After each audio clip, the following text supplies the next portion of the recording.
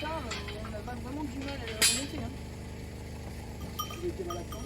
Alors, septembre, 15 jours couché, on l'alimentait à la pipette. On a eu donc la FCO sur l'exploit et on a un bélier qui est mort et on en a un qui était pas très en forme en plus, on était malades tous les deux et donc la chambre d'agri a mis ça en place pour faire les tests et donc j'en ai profité pour amener mon bélier. Il vaut plus grand chose donc c'est un petit peu ce qu'on pensait, donc il va falloir qu'on reparte sur de l'achat de bélier. On a le côté désespérant parce que d'une on connaît pas tout de la maladie, on sait pas où ça va aller, donc les prochains on se pose encore la question. Maintenant on va s'adapter, moi il va me servir de début de mise en lutte pour faire venir les chaleurs et puis on mettra l'autre bélier par la suite derrière, donc on va s'adapter.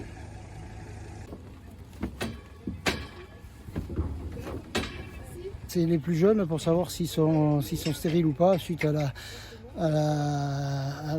FCO, et donc on vient vérifier s'ils ont encore des spermatozoïdes et s'ils ne sont pas stériles pour éviter qu'ils restent 4 ans à la maison sans faire des agneaux. Voilà. Ceux-là ils n'ont pas été malades, par contre j'en ai eu 6 qui sont morts dans l'été. Et ceux-là, ils étaient la moitié qui était à l'intérieur et je pense que ça les a sauvés. Quoi.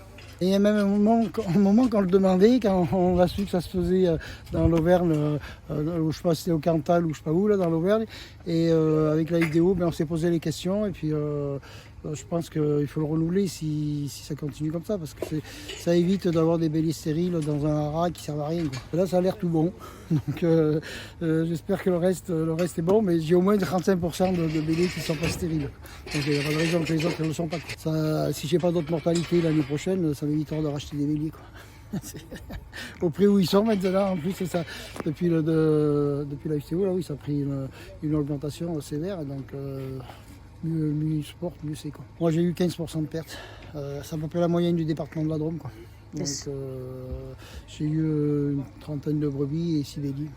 Et je pense que dans la Drôme, comme il y a eu quand même beaucoup de dégâts, tous les éleveurs ont quasiment, à mon avis, au moins les professionnels, ils ont vacciné.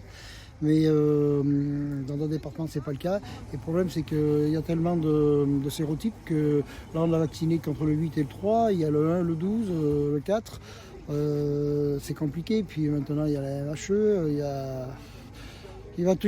on discutait hier à l'AG de la FDO, il y a tellement de maladies maintenant, de voyages mondiaux qui peuvent transmettre des maladies, que ce soit végétal ou animal d'ailleurs. Et je crois qu'il va falloir qu'on s'habitue, malheureusement. Le problème, c'est quand même ça a un coût, tous ces vaccins, et on ne pourra pas vacciner tous les brebis ou les béliers avec tous les sérotypes. Il y en a 24, alors donc ça va être difficile. Quoi. Ouais, c'est un peu compliqué. Quoi.